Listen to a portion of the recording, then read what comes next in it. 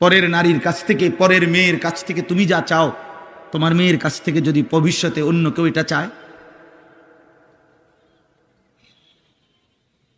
ওই ঘরের বোন থেকে তুমি যা চাচ্ছ হারাম সম্পর্কের মাধ্যমে, তোমার আপন বোন থেকে যদি সেটা কেউ চায়, তো তুমি সেটা মেনে নিবে তো?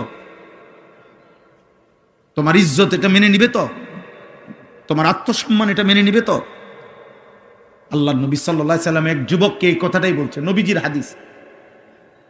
ওই যুবক জেনা করতে চেয়েছিল, নবীজির কাছে অনুমতি চাইছিল। ইজান লি বিজিনা, বলছি ইয়া রাসূলুল্লাহ আমি জেনার অনুমতি চাই।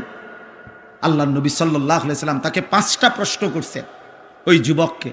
এই কিতাব আমার গাড়িতেও আছে, আরবি কিতাব।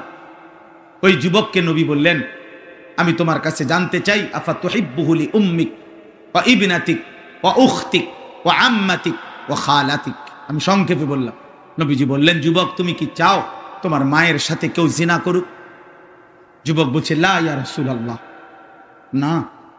তোমার মেয়ের সাথে না, তোমার বোনের সাথে না, তোমার ফুফুর সাথে না, তোমার খালার সাথে না।